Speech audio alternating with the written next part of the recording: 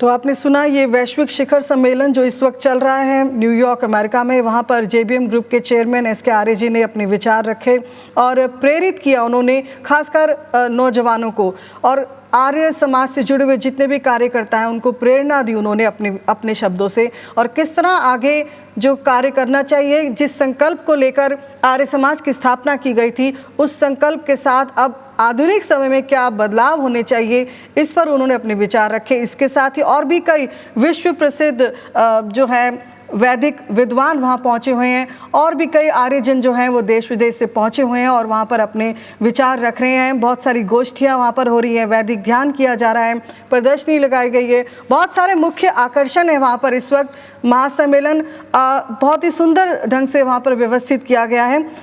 हमारे साथ मुख्य मेहमान है, चर्चा अपनी हम जारी रखते हैं, वीरेंद्र सरदाना जी। जी सरदाना जी, आपने भी सुना एस के आर्य जी को अभी जी, लेकिन अब बात करते हैं, अगर वो ये कहते हैं कि अब एक संकल्प में शायद कुछ तब्दीली हमें लानी पड़ेगी आधुनिक समय के साथ। 150 वर्ष का समय है, कहें तो कम भी नहीं है ज़्यादा भी नहीं है, लेकिन एक संगठन को बनने के लिए उसकी संगठन के तौर पर हम उस दृष्टिकोण से देखते हैं तो आर्य समाज इस वक्त कहेंगे कहाँ जा रहा है या उसको कहाँ जाना चाहिए, इस पर आपके विचार? हरप्रीत जी, आपने बहुत ही सुंदर क्वेश्चन पूछा कि आर्य समाज कहाँ जा रहा है और कहाँ जाना चाहिए। आर्य समाज हमेशा अग्रणी था, अग्रणी रहेगा और अग्रणी है। मैं इसके बारे में आपको बताना चाहूँ कि मदन मोहन मालवीय जी कहते थे कि जब हिंदू समाज बैठा है तो आर्य समाज खड़ा है, और जब हिंदू समाज खड़ा होता है तो आर्य समाज चलता है, और जब हिंदू समाज चलने लगता है तो आर्य समाज दौड़ने लगता है। बहुत खूब। तो ये एक बहुत बड़ी बात आर्य समाज के बारे में की गई थी। तो लेकिन वही स्थिति आज भी है। आज हम कहते तो हैं कि जी आर्य समाज कम नहीं कर रहा, आर्य समाज आज भी उतना ही प्रासंगिक है जितना ऋषि दयानंद के सामने था। कितनी ही कुरीतियाँ जो हमारे उसमें थी वो दूर हो चुकी हैं। जो ऋषि ने जो चीज़ें बताई थी वो आज सरकारों ने अपना ली हैं, चाहे अंधविश्वास निवारण हो या सती प्रथा की हो या बाल विवाह की हो या विधवा विवाह की चीज़ें हों, तो ये इवन गवर्नमेंट में भी अप्रूव कर दी हैं। और इसके अलावा आर्य समाज अपनी प्रगति पे कार्य कर रहा है। आर्य समाज का मुख्य उद्देश्य वेदों का प्रचार करना है, वो तो कर ही रहा है, लेकिन आर्य समाज का जो नियम कहता है कि शारीरिक, आत्मिक और सामाजिक उन्नति करना, जहाँ आर्य समाज ये कहता है, आर्य समाज का नियम ये कहता है कि हम शारीरिक उन्नति करें। शारीरिक उन्नति तभी जब होगी तभी तो हम अपनी आध्यात्मिक उन्नति कर पाएंगे। अगर हम शरीर से प्रबल नहीं होंगे तो हम अपनी आध्यात्मिक उन्नति भी नहीं कर पाएंगे, और अगर हमारी आध्यात्मिक उन्नति नहीं है तो हम सामाजिक उन्नति कहाँ से कर सकते हैं।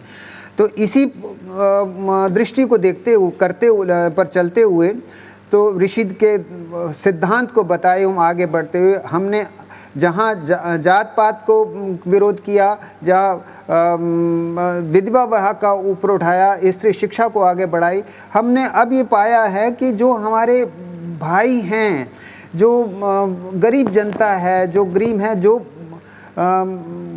इवन कई चीज़ें पाने में सक्षम नहीं होते, खासकर तो मैं बात करता हूँ प्रगति की बात कर रहे थे एस के आर्य जी, तो उसमें उन्होंने बताया कि हम आर्य समाज में गरीब बच्चों के लिए जिनके पास संसाधन नहीं है पढ़ने के लिए, उनको हम छात्रवृत्ति प्रदान करना हमने गत 2 वर्ष से प्रारंभ किया है। तो इस वर्ष भी हमने लगभग 115-120 बच्चों को छात्रवृत्ति प्रदान की है, और अगले वर्ष हमारी इससे भी अधिक बच्चों को छात्रवृत्ति प्रदान करने की योजना है। तो इस प्रकार की कार्य वह हम कर ही रहे हैं।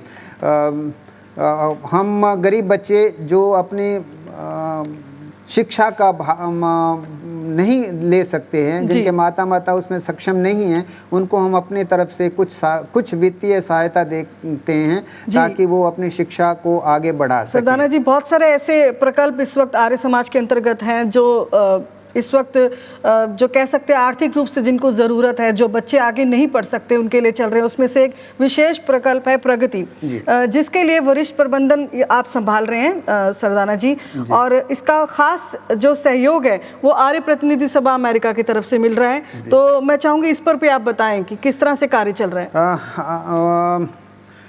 हरप्रीत जी, हम लगभग जो है वर्ष के प्रारंभ में लगभग अप्रैल मई में हम एप्लीकेशन रजिस्ट्रेशन इनवाइट करते हैं, जो लगभग 2-3 महीने तक खुला रहता है। इस वर्ष भी 30 जुलाई तक हम आएगा, 25 जुलाई तक हमारा खुला है। और उसके बाद हम एक छोटा सा बच्चों का एक क्वांटिटेटिव और क्वालिटेटिव जो है टेस्ट लेते हैं, जनरल नॉलेज बेस्ड, जिसका बहुत बड़ा स्तर नहीं होता। 10वीं या 12वीं का बच्चा बड़े आराम से उसको अच्छे स्तर पे उत्तीर्ण कर सकता है।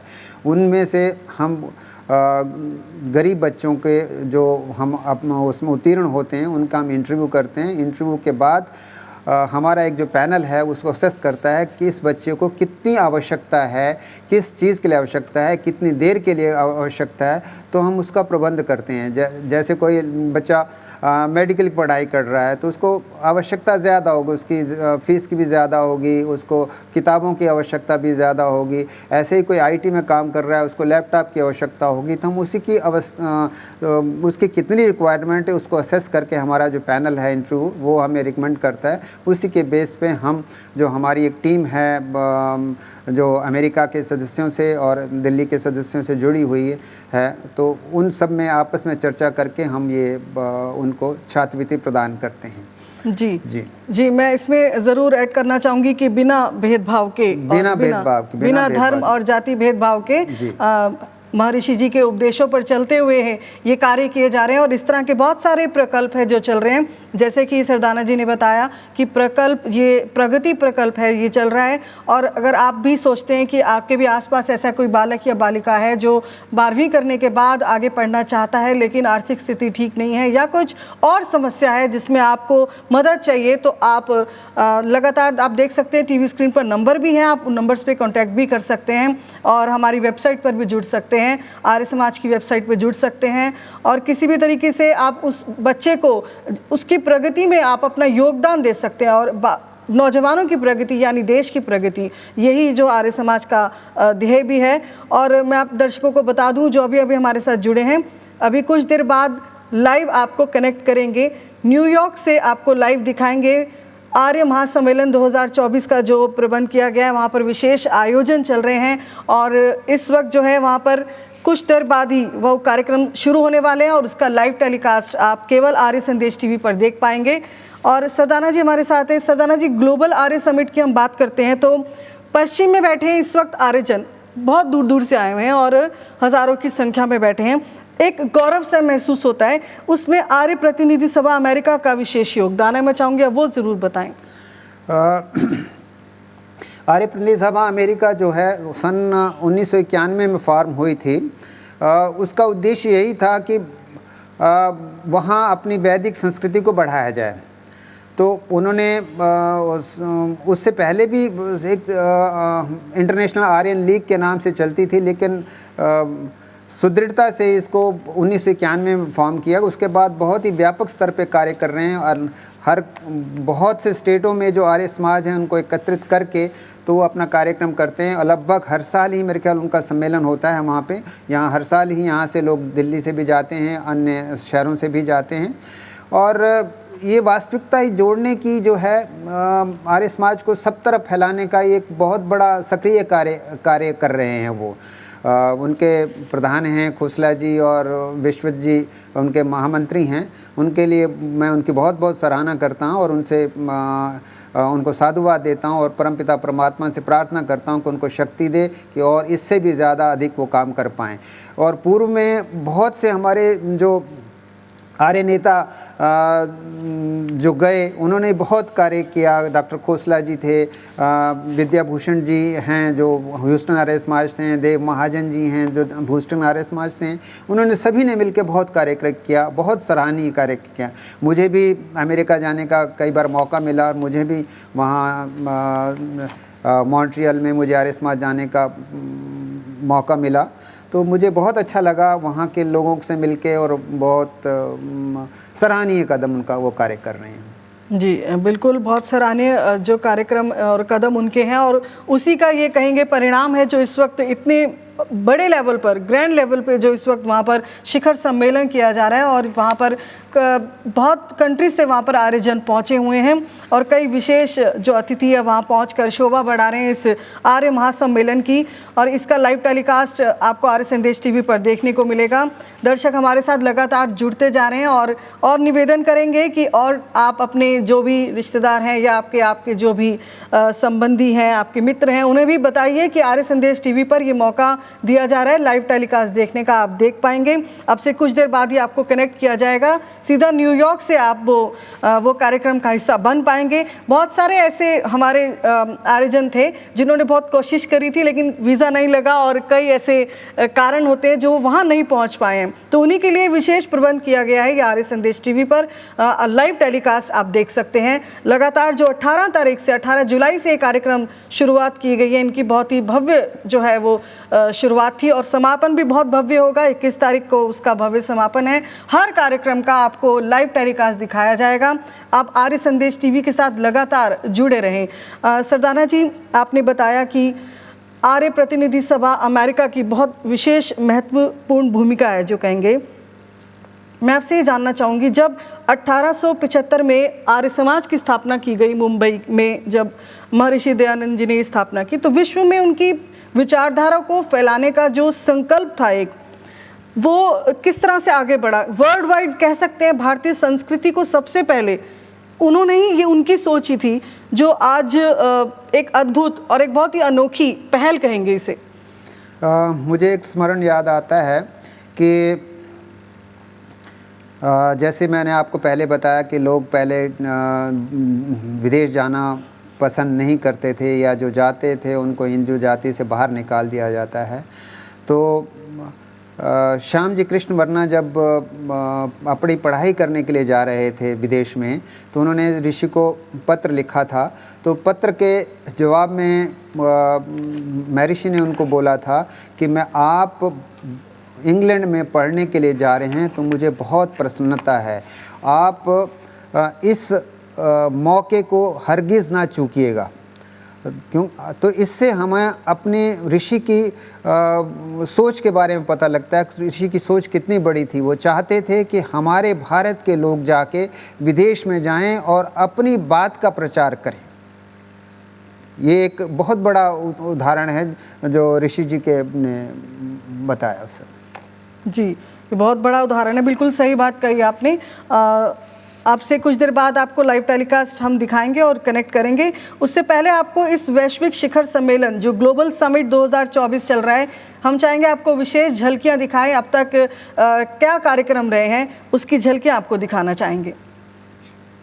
तो बहुत ही धूमधाम से और श्रद्धा के साथ महर्षि दयानंद सरस्वती जी की 200वीं जयंती और आर्य समाज की स्थापना के 150वें वर्ष के जो ये कार्यक्रम है, ये अमेरिका में आपने देखे, ये जो दृश्य थे, ये अमेरिका न्यूयॉर्क में वहाँ महासम्मेलन किया जा रहा है और वहाँ की झलकियाँ हमने आपको दिखाई। और बहुत ही उमंग, बहुत उत्साह देखा जा रहा है वहाँ पर, और बहुत सारे जो है वहाँ पर प्रदर्शनियाँ, वैदिक ध्यान और बड़े बड़े संतों के जो है प्रवचन वहाँ पर सुनने को मिल रहे हैं। और इसके अलावा बहुत सारी कार्यशालाएं हैं और शिखर सम्मेलन चल रहा है वहाँ पर। जो कॉन्फ्रेंस अब से थोड़ी देर बाद वैदिक कॉन्फ्रेंस जो है वो शुरू होने वाली है, जिससे हम आपको कनेक्ट करेंगे। अभी से कुछ देर बाद ही उसका लाइव टेलीकास्ट आपको दिखाएंगे हम। तो हमारे साथ चर्चा हम कर रहे थे, हमारे साथ वीरेंद्र सरदाना जी हैं, उनसे हम बात कर रहे थे। वीरेंद्र जी, अगर हम बात करते हैं आर्य समाज की हम, तो आज इस मौजूदा समय में जो है वो कार्यकर्ता जो है वो ज़्यादा हमें चाहिए जो फील्ड में जाएँ। आप जैसे जो कार्यकर्ता हैं, जो वरिष्ठ नेता हैं, उनका अनुभव और जो फील्ड में जाएं उनका जो मनोबल, उनका शक्ति, उनको एक उस मोड़ पे हमें आर्य समाज को ले जाना पड़ेगा। तो उस लिए क्या काम कर रहा है आर्य समाज? हरप्रीत जी, आर्य समाज हमेशा ही युवाओं को प्रगति के लिए बढ़ावा देता रहा है। आपको याद होगा जब गुरुदत्त विद्यार्थी जी हमारे बीच में आए थे, तो उनकी आयु केवल 17 या 18 वर्ष की थी। और 17 या 18 वर्ष की आयु में उनको इतनी महारत हासिल थी कि वो अकेले ही बड़े से बड़े दूसरे धर्म के विद्वानों से अपना शास्त्रार्थ कर लेते थे और उनकी भाषा इतनी तार्किक थी कि वो अपने आप को संकल्प कर सके। इसी प्रकार आज के दिन में भी हमारे पास एक युवा वर्ग है जिसका नाम है आर्य वीर दल और आर्य वीरांगना दल। उसके माध्यम से हम अपने बच्चों को ट्रेन करते हैं। बहुत से आर्य समाजों में शाखाएं चलती हैं और जहां नहीं चलती तो मैं उनके अधिकारियों को प्रार्थना करूंगा कि अपने क्षेत्र में बच्चों को बढ़ावा देने के लिए आर्य वीर दल और आर्य वीरांगना दल की शाखा लगाएं।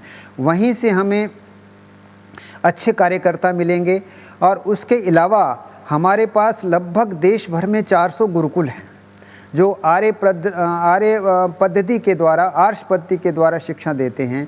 उसमें वेदों का ज्ञान, उपनिषदों का ज्ञान, अन्य आर्ष ग्रंथों का ज्ञान देते हैं। जब वो वहाँ से पढ़ के निकलते हैं और मुख्य हमारा गुरुकुल तो गुरुकुल कांगड़ी आपको विदित ही है, वहाँ से जो विद्वान निकलता है तो उसको कोई विचलित नहीं कर सकता। ये हमारा डंके के चोट पे कहने का वो है।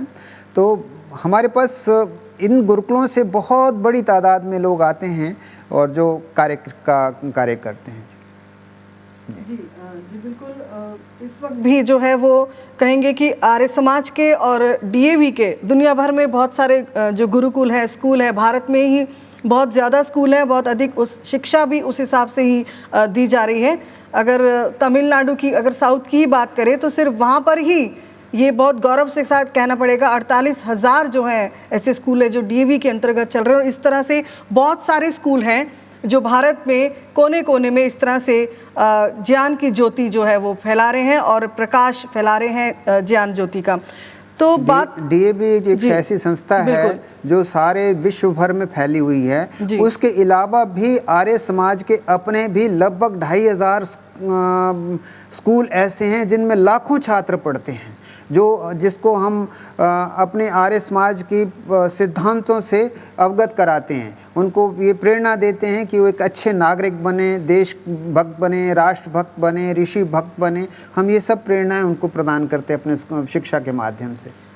जी सरदाना जी, जब आर्य समाज या संस्कृत या फिर हवन या फिर भजन या फिर प्रवचन जब हम भारतीय से सुनते हैं तो बहुत गौरव महसूस होता है कि वो वैदिक संस्कृति को संभाले हुए हैं।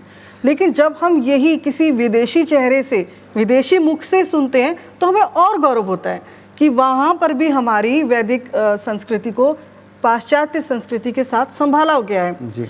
तो मैं चाहूँगी आप बताएं कि अमेरिका में किस तरह से इसमें कार्य किया जा रहा है। जो गुरुकुल है वहाँ पर विशेषता संस्कृत की जो है भाषा पर जो कहेंगे बहुत जोर देना पड़ेगा, तभी जो यूथ है कह सकते हैं कि वो हवन भजन या प्रवचन सुनेंगे। जहाँ तक मुझे जानकारी है अमेरिका के कई आर्य समाजों में, खासकर ह्यूस्टन आर्य समाज में ऐसे कार्य करते हैं, चलाए जा रहे हैं जिसमें संस्कृत का ज्ञान बढ़ाने के लिए क्लासें लगती हैं और हवन और संगीत आदि की शिक्षा भी वहाँ दी जाती है। ये तो मैं ह्यूस्टन आर्य समाज के बारे में जानता हूँ क्योंकि जहाँ वहाँ मैं एक बार जाने का मौका भी मिला था मुझे। और इसके अलावा और भी बहुत से आर्य समाज हैं जहाँ पे ऐसी कार्य प्रारंभ किए जा रहे हैं या जा चुके हैं। तो जब ये कार्यक्रम प्रारंभ होंगे और जहाँ चल रहे हैं उसका स्वाभाविक रूप से उनका लाभ जो वहाँ के क्षेत्र के लोगों को मिलेगा। खाली हमारे भारतीयों को नहीं, जो आर्य समाज की सिद्धांतों से दूसरे लोग, पाश्चात्य सभ्यता वाले लोग भी प्रेरित होते हैं तो वो भी सीखने के लिए आते हैं, वो भी जुड़ते हैं साथ में। जी, तो दुनिया भर के जो आर्य समाज की किस तरह से सहभागिता, इस पर भी मैं आपसे चाहूँगी कि आप अपने विचार रखें। लेकिन उससे पहले एक बार फिर जैसे हम की बात कर रहे हैं कि जब हम विदेशी ज़मीन पर ओम की पताका लहराते देखते हैं, जब हम विदेशी बच्चों के मुख से, फॉरेनर्स जो होते हैं, जब वो राष्ट्रगान गाते हैं या वेद मंत्र का उच्चारण करते हैं या यज्ञ की बात करते हैं, वेद सुनाते हैं और जब वो बताते हैं कि महर्षि दयानंद जी कौन है, तो बहुत अच्छा लगता है। कुछ ऐसे ही शिक्षा जो इस वक्त अमेरिका में भी दी जा रही है और न्यूयॉर्क के इस महासम्मेलन में विशेष प्रस्तुतियां भी दी गई हैं जो कि वहाँ के आर्य समाज से जुड़े परिवार हैं, उनके बच्चे हैं, परिवार हैं और गुरुकुल के जो छात्र हैं उनकी तरफ से दी गई हैं। हम आपको चाहेंगे वो झलकियाँ भी दिखाएं। तो आर्य प्रतिनिधि सभा अमेरिका और Arya Samaj of tri state द्वारा जो है ये आयोजन जो आपने भी झलकियाँ देखी, ये लॉन्ग आइलैंड न्यूयॉर्क में इसका आयोजन किया गया है। इसके अभी कार्यक्रम इसमें हम लाइव आपको कनेक्ट करने वाले हैं, जहां पर अभी बहुत ही रंगारंग कार्यक्रम शुरू होने वाले हैं। कॉन्फ्रेंस होगी, वैदिक कॉन्फ्रेंस होने जा रही है। अब से कुछ ही देर बाद आपको हम लाइव टेलीकास्ट दिखाएंगे न्यूयॉर्क से।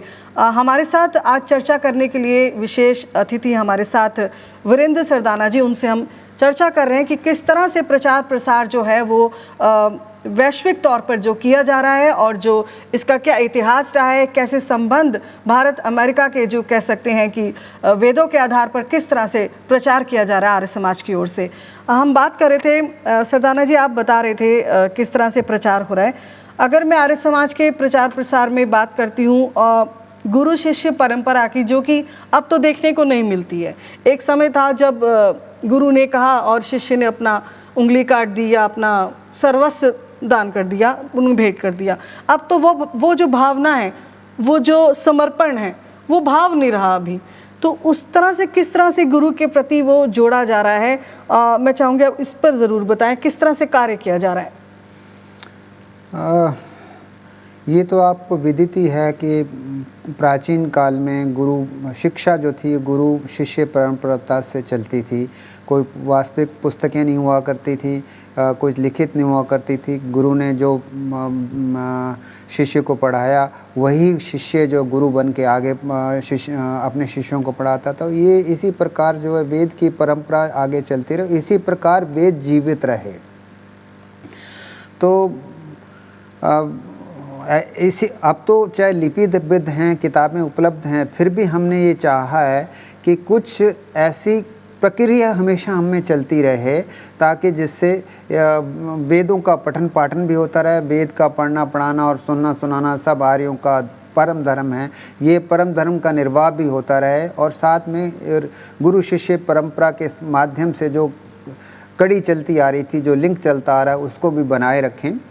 तो हमने एक योजना प्रारंभ की है जिसमें हमने कहा है कि हम ऐसे परिवार जोड़ें जो वेदों के मंत्रों को कंठस्थ करें।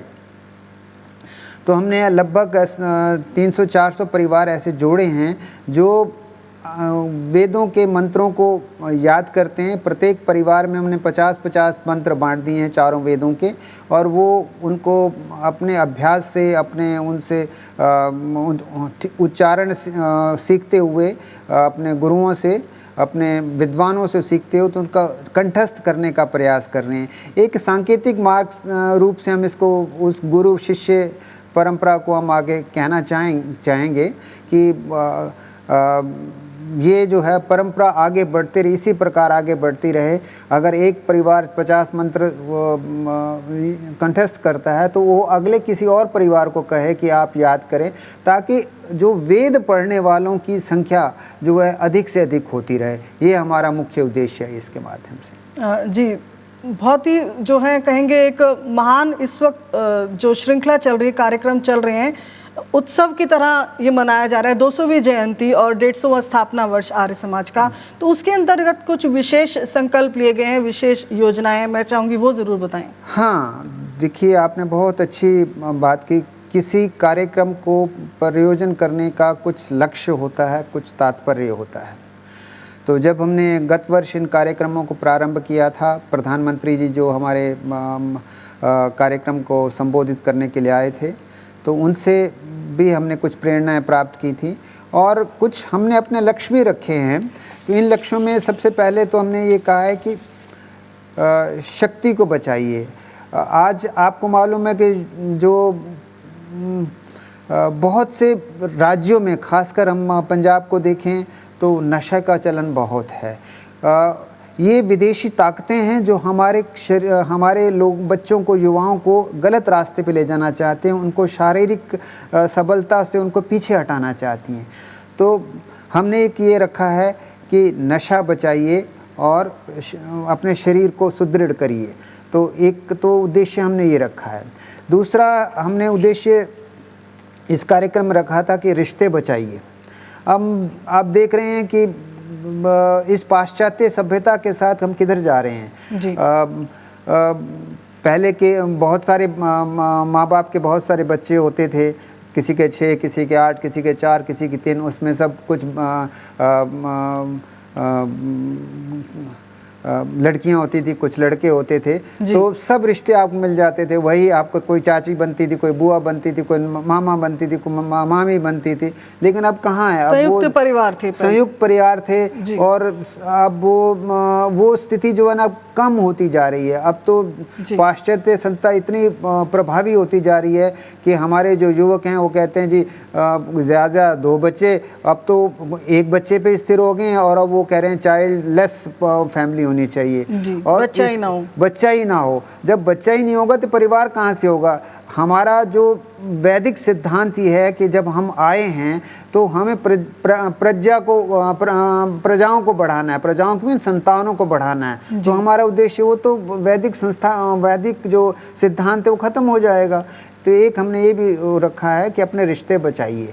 और जो हमारा बच्चे जो पाश्चात्य सभ्यता की ओर जा रहे हैं, चाइल्डलेस मैरिज के, अब तो वो कह रहे हैं कि बिना शादी के हम लिव इन रिलेशन में रह लें। लेकिन वो जो ऋषि ने जो हमको संस्कार दिए थे उनको हमें पुनर्जीवित करना है, तो उसकी तरफ भी हम प्रयास कर रहे हैं। अंधविश्वास का जो खेल खेला जा रहा है आजकल, जी, आप प्रतिदिन अखबारों में विज्ञापन पढ़ते हैं या टीवी में विज्ञापन देखते हैं कि आप वशीकरण के लिए किसी के लिए बिना पढ़ाई किए आप पास हो जाएं। इस प्रकार के अंधविश्वास फैला के हमारे बच्चों को और हमारे माताओं को, हमारी बहनों को बरगलाते हैं, तो उससे भी हमें बचना है। और मैं इसका एक जीवंत उदाहरण आपको दे देता हूँ कि पिछले दिनों, आज कुछ दिन 8-10 दिन पहले ही जो उत्तर प्रदेश के हाथरस में घटना हुई है, जो बाबा के पीछे लगभग 100-150 लोगों की मृत्यु हो गई। उसका कारण ये बाबा नहीं था, मैं जो सोचता हूँ उसका कारण उसके पीछे अंधविश्वास है जो ये वो दे दिया गया है, अज्ञानता है कह सकते हैं। हाँ, अज्ञानता जो दे दी गई है कि जो उनके पाँवों की मिट्टी को ले लेगा और अपने ऊपर छिड़क लेगा तो उसके सब पाप दूर हो जाएंगे, सब प्रकार से उन्नत हो जाए। तो ये अंधविश्वास है। मनुष्य को कार्य करने में शक्ति के पुरुषार्थ के ऊपर, बल के ऊपर जीना चाहिए, ना कि इन अंधविश्वासों के ऊपर। ये भी है। दूसरा हमने ये कहा है जातिवाद को ख़त्म करो। हमारे देश की दुर्दशा क्यों हुई है? क्योंकि हमने अपने साथ जो थे वो जातिवाद के माध्यम से उनको दूर करते गए, जिसका प्रभाव जो विधर्मियों ने उठाया, उनको अपने साथ जोड़ने का प्रयास किया। तो हमारा आर्य समाज का उद्देश्य है गले लगाइए। जो भी साथ में है, जो भी जाति है, जो भी है वो हमारे अपने हैं, हम उनको गले लगाएं। और दूसरा आजकल आखिरी जो उद्देश्य हमारा ये है, खेती कृषि जो है हमारी वो जैविक कृषि हो। ये रासायनिक उर्वरकों से हमारे वास्तव में जो है जो हमारी धरती है वो बंजर हो रही है। तो हम उसमें रासायनिक खाद डाल के, तो अगर हम जैविक खादें डाल के हम अपनी उसको करें, उससे तो एक हमारी पोषकता, अपने खाद्यान्न में पोषकता भी बढ़ेगी और हम बीमारियों से भी दूर होंगे। तो ये उद्देश्य हमने इस 200वीं जयंती के ऊपर और 150वीं जयंती के ऊपर हमने रखे हैं, और हम सभी मिल के प्रयास करेंगे तो हम इनमें सक्षम होने में भी हो पाएंगे। हम बिल्कुल सरदाना जी, जब हम सहभागिता की बात करते हैं तो हर एक को इंडिविजुअली जो है व्यक्तिगत तौर पर आगे बढ़ना होगा। जो दर्शकों राष्ट्र प्रेम, देशभक्ति, बलिदान, ये सब बातें करते हैं तो ऐसा लगता है कि बहुत बोरिंग सा है और इतिहास के कोई पन्ने खुल गए हैं। लेकिन आप अपना योगदान भी दे सकते हैं, वो किसी भी तरीके दे सकते हैं, जागरूकता फैला सकते हैं, आप आर्य समाज के साथ जुड़ सकते हैं। जैसे कि सरदाना जी ने बताया कि आर्य समाज इस वक्त एक विशेष लक्ष्य के साथ, ध्येय के साथ, जो कि विशेष पर्व है, जो कहेंगे 200वीं जयंती है, स्थापना के 150वें वर्ष है, इसको समर्पित किया गया है। समाज में जो कुरीतियां हैं जिसके कारण महर्षि जी ने अपना सारा जीवन अपना लगा दिया, उस कुरीतियों पे कार्य करने के लिए जो धर्म को लेकर जो भेदभाव होते हैं उन पर कार्य करने के लिए, समाज के उत्थान के लिए जो उन्होंने कार्य करे हैं, उनकी जैसे और भी अनगिनत कई जो है कहेंगे महान हस्तियाँ थीं, और महर्षि का कार्य तो जो है वो स्वर्णिम अक्षरों में लिखा गया है। तो अगर हम बात करें सहभागिता की, तो सहभागिता हर किसी को देनी होगी। सरदाना जी, आपने बिल्कुल सही बताया, जो अंधविश्वास है, नशा छोड़ना हो गया, जैविक खेती है, रिश्ते बचाना है, या जो जिनके साथ जो वंचित है या जो जिनको नीची दृष्टि से देखा जाता है समाज में, उनको गले लगाना है, ये सारे ध्येय जो है, ये सारे जो इस वक्त हमारे प्रकल्प जो है आर्य समाज के साथ ये चल रहे हैं, और इस पर विशेष कार्य किया जा रहा है। ज्ञान की ज्योति सबको अपनी ओर से जो है वो जलानी होगी और सहभागिता देनी होगी, और समझना होगा कि अगर आपका जीवन है तो उसका कोई ध्येय होना चाहिए, कोई लक्ष्य के साथ चलें, और राष्ट्र प्रेम में अपनी भी आप सहभागिता, राष्ट्र के उत्थान में, विकास में सहभागिता आप भी दे सकते हैं। आर्य समाज की बात करें सरदाना जी, तो अगर हम राज, धर्म और विद्या, आर्य सभा, ये इस तीन में हम उसको बांटते हैं। जैसे उसका प्रबंधन हो, उसका कार्य क्या किया जाए, किस तरह से क्या पढ़ाया जाए, तो इसमें कहीं पर आप पाते हैं कि इस वक्त और संतुलन की ज़रूरत है?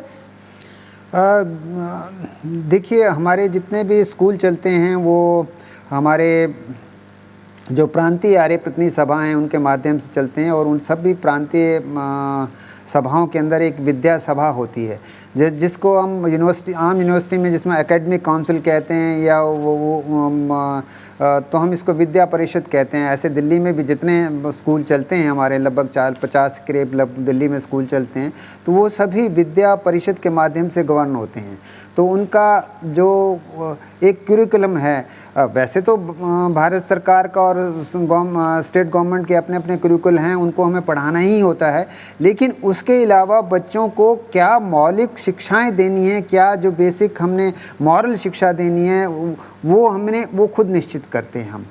वो उनको सभी तरह से अभी सभी स्कूलों में क्या पढ़ाया जाए, किस प्रकार जाए, किस कक्षा में कौन सी स्तर का वो देना चाहिए, कि हाँ संगीत की शिक्षा देनी है, तो हम आर्य विद्या परिषद के माध्यम से ही करते हैं। सरदाना जी, अगर आपने जैसे बताया कि ये करिकुलम जो है पाठ्यक्रम बनता है, तो आप भी जुड़े हुए हैं अमेरिका के साथ, या और जो बाहर के गुरुकुल हैं वहाँ का एक पाठ्यक्रम कुछ अलग ज़रूर होता होगा? गुरुकुल जो हैं हमारे, वो तो आर्ष पद्धति में चलते हैं, लेकिन धीरे धीरे वो गुरुकुल भी जो है जो माध्यमिक शिक्षा है, जो वो सरकार के द्वारा शिक्षा, बोर्ड्स के द्वारा या एनसीईआरटी के द्वारा शिक्षा है, उनमें भी लागू करने का प्रयास कर रहे हैं, क्योंकि खाली आर्ष विद्या देने से बच्चे इतने सक्षम नहीं हो पाएंगे, क्योंकि उनको विज्ञान में भी कम्पीट करना है, अकाउंट्स में भी कम्पीट करना है, सब, क्योंकि आज कंपटीशन का ज़माना है। तो इसलिए हमने उनको भी सभी गुरुकुलों में भी ये प्रयास होना शुरू कर दिया है कि उनको भी आधुनिक शिक्षा के साथ आर्ष शिक्षा के साथ साथ आधुनिक शिक्षा भी दी जाए जी। और भाषा को लेकर कहें तो हिंदी भाषा के साथ साथ संस्कृत का ज्ञान भी जो विशेष है, उस पर किस तरह से कार्य किया जा रहा है? देखो, ऋषि ने ये कहा था कि हर भाषा को सीखना चाहिए। जहाँ संस्कृत है, अगर आप विदेश में जाते हैं और आप विदेशी भाषा नहीं जानते हैं तो आपको वहाँ रहना असंभव हो जाएगा, और फिर आप अपना सिद्धांतों का प्रचार कैसे कर पाएंगे। तो इसलिए सब भाषाओं को सीखना एक उचित है, लेकिन हमारी संस्कृत भाषा, हिंदी भाषा जो है ये मूलता है, इसको तो हर एक भारतीय को आना ही चाहिए।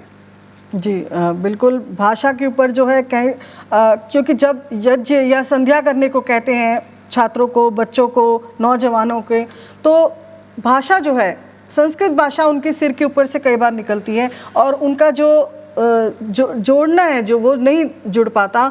इसकी वजह से बहुत सारे कार्य जो है आर्य समाज की तरफ से किए जा रहे हैं, इस पर विशेषता किए जा रहे हैं। जैसे कि सरदाना जी बता रहे हैं, कई प्रोजेक्ट इस वक्त चल रहे हैं। गुरुकुल का जो पाठ्यक्रम है इस तरह से है, और भी जो स्कूल हैं, जो गुरुकुल के अलावा जो पब्लिक स्कूल है या डीएवी स्कूल है, वहाँ पर विशेषता संस्कृत भाषा पर जोर दिया जाता है, ताकि बच्चे ज़्यादा से ज़्यादा वैदिक संस्कृति जो है उसकी तरफ, पाश्चात्य संस्कृति का प्रभाव बहुत ज़्यादा है। सरदाना जी, आपने प्रैक्टिकली आपने भी देखा होगा आसपास, आप कैसे उनको, बच्चों को समझा पाते हैं? हरप्रीत जी, ऐसा है, देखिए कि संस्कृत भाषा इतनी कठिन नहीं है, लेकिन एक ये हमारे एक ऐसा ऑरा बना दिया गया है कि बहुत कठिन है, लेकिन वास्तव में इतनी कठिन नहीं है। संस्कृत भाषा में तो जो थोड़ा सा भी ध्यान देता है तो 100% नंबर भी प्राप्त कर सकता है। जिस प्रकार आप मैथ्स में प्राप्त करते हैं, ऐसे आप संस्कृत भाषा में एक बहुत ही वैज्ञानिक स्तर पे भाषा है। और आपको तो मालूम होगा कि जो कंप्यूटर बनेंगे हैं उनका बेसिस जो है ना संस्कृत भाषा है। वो उनका जो बेसिस है संस्कृत भाषा है। जितने भी कंप्यूटर हैं और किसी भाषा को वो एक्सेप्ट नहीं करते हैं, बल्कि संस्कृत भाषा को एक्सेप्ट करते हैं। तो संस्कृत भाषा ऐसा नहीं है, लेकिन ये तो एक भ्रांति फैला दी गई है कि संस्कृत पढ़ने वाला गंवार हो जाएगा, ऐसा नहीं है। हमारे जो है बहुत विद्वान हैं जो संस्कृत भाषा को पढ़ते हैं, पढ़ाते हैं।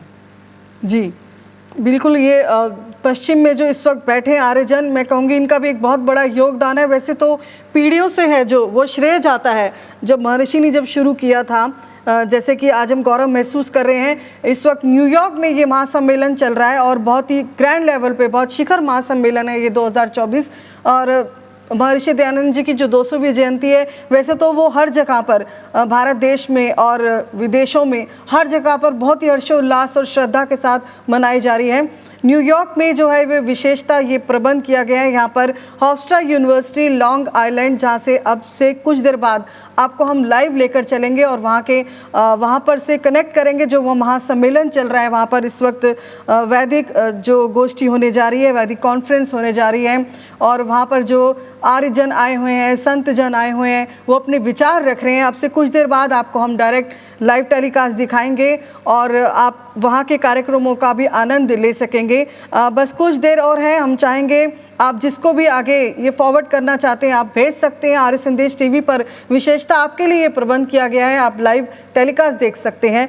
तो कुछ देर बाद, बस अब कुछ मिनट और बाकी हैं और आपको हम जल्दी से न्यूयॉर्क कनेक्ट करने वाले हैं।